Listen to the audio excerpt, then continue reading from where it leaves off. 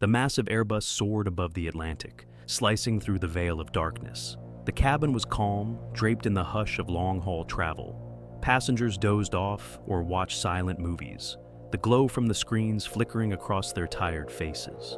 Everything seemed ordinary, almost peaceful, despite the 6 hours already spent in the air and many more to go.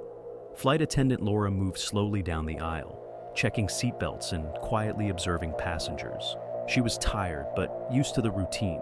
Nothing seemed out of place until a woman in row 8 stopped her with a concerned expression. "Do you smell that?" the woman whispered. "Like something rotten?" Laura gave a polite smile and joked about someone's forgotten sandwich. But as she turned, she caught it herself, faint but undeniable. A smell like wet soil, mold, and something else, decaying. It seemed to be coming from the rear of the aircraft, perhaps the cargo hold. Following protocol, Laura headed toward the service area near the tail, where access to the lower hold was located. The security camera would later show her opening the hatch, stepping down into the darkness.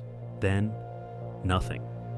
She vanished from the frame as if swallowed whole. No one noticed immediately. The second flight attendant, Alex, assumed Laura was simply handling something below deck. Time passed, 20 minutes, still no sign of her. Growing uneasy, Alex checked the service compartment. Empty. No Laura, no uniform, no tablet.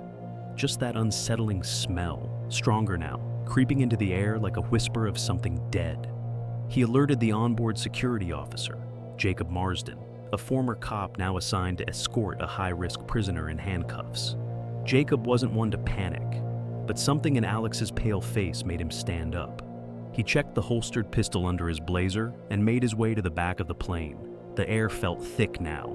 He noticed it, like a storm pressing against the skin. That smell was growing. He opened the hatch. Cold air rushed out. The cargo hold felt more like a crypt than a storage bay.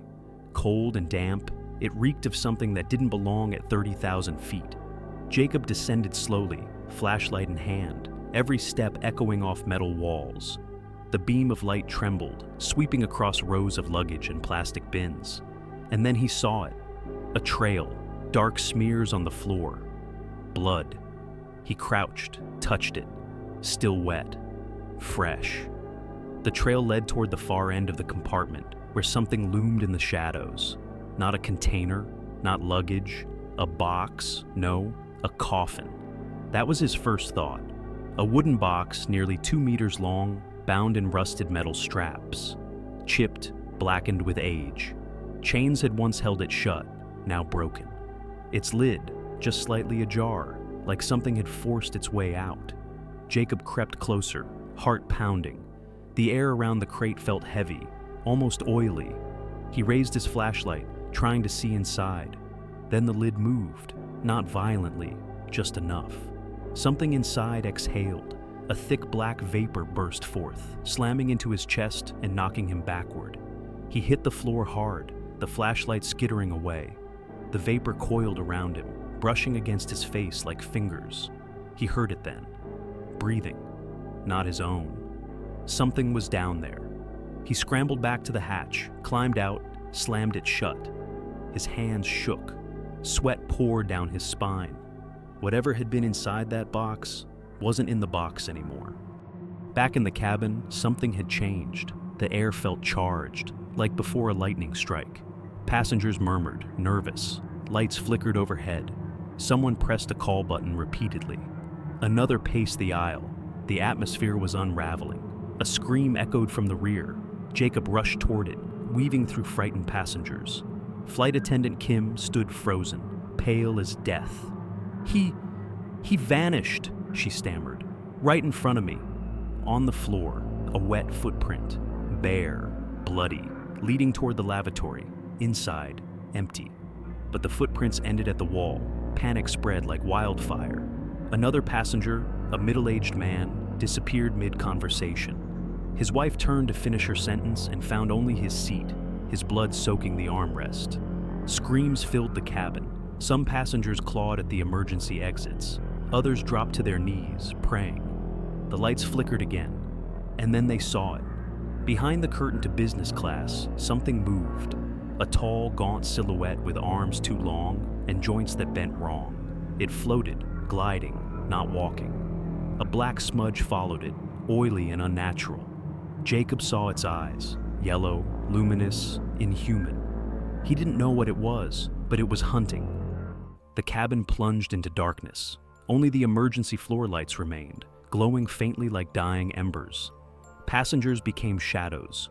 Breathing turned shallow. Silence grew thick, suffocating.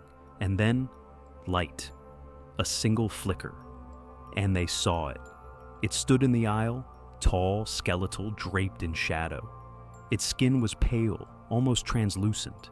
Its face featureless, save for glowing eyes that stared into souls. It didn't move like a man, but like a storm, like hunger made flesh. Screams erupted. The creature touched a man in 12C. He vanished. Only blood remained. A woman near the emergency exit reached for the handle. Gone. It didn't devour them. It erased them. Jacob grabbed the prisoner, Marcus, still shackled, panicking, begging. They needed each other now. And Laura, she appeared in the chaos, face stricken but alive, somehow. The three of them ran forward, pushed through the last curtain, reached the cockpit. They locked the door. Captain McKay turned slowly in his seat, silent. He already knew. Outside, claws scraped the fuselage, and then came the voice. It wasn't sound, it was thought, whispering inside them. Ancient, cold, seductive. It didn't threaten, it offered. The cockpit was dim, lit only by the flickering instrument panel. Captain McKay sat still, hands clenched on the yoke, his knuckles bone white. Behind him stood Jacob, Laura, and the prisoner, Marcus. He was still in cuffs, but he looked less like a criminal now, and more like a trapped animal, breathing hard, eyes darting to the cockpit door. Then came the voice, soft, silken, almost feminine, not through the door, not through speakers, inside their minds. It whispered to Marcus by name. It knew who he was, what he had done, and what he feared. It knew the prison cell that awaited him. It knew how badly he wanted to live, and it promised freedom. "You don't belong in chains," it cooed. "You are stronger than them. Open the door, and you'll be free, forever." Laura pressed herself against the wall, eyes wide, lips trembling. Jacob felt a deep pressure in his skull, as though something was trying to peel him open. He locked eyes with Marcus. "Don't listen to it," Jacob said firmly.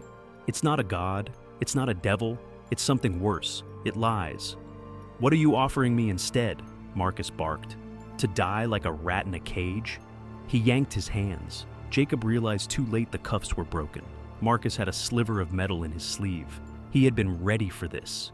They lunged at each other. A struggle exploded across the floor. Jacob wrestled him, trying to keep him from the door. McKay tried to intervene, but Marcus was strong, desperate, driven. All the while, the voice purred. "You are the key, Marcus. Open it. I'll keep you safe." Laura joined the fray, grabbing Marcus by the arms, screaming for him to stop. But his hand was already reaching, just inches from the lock. His fingers brushed the bolt. Click. A metallic snap echoed through the cockpit. Everything stopped. No voice, no movement.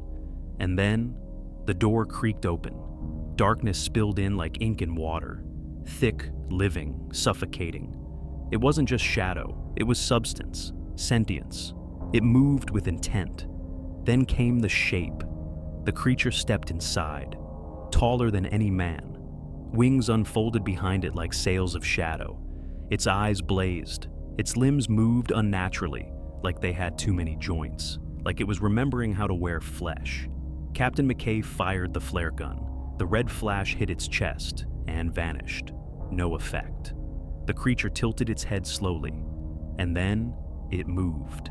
Jacob was thrown against the wall. Laura screamed. Marcus tried to crawl away, but there was nowhere left to go. The creature reached McKay first. Its arm, long, bone-thin, ending in claws, pierced the captain's chest. No scream, just silence, and then collapse. Blackness poured into the cockpit like smoke.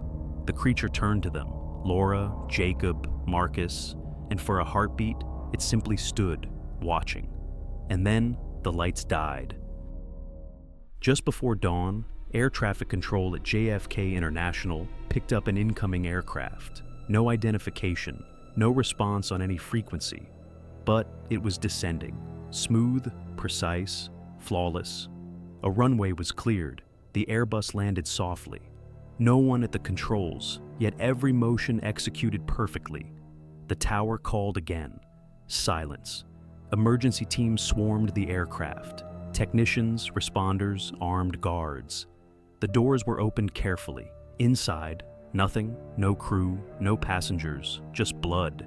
Trails, smears, empty seats, claw marks across walls, scorch marks on the cockpit floor, and silence. Not even the hum of powered systems.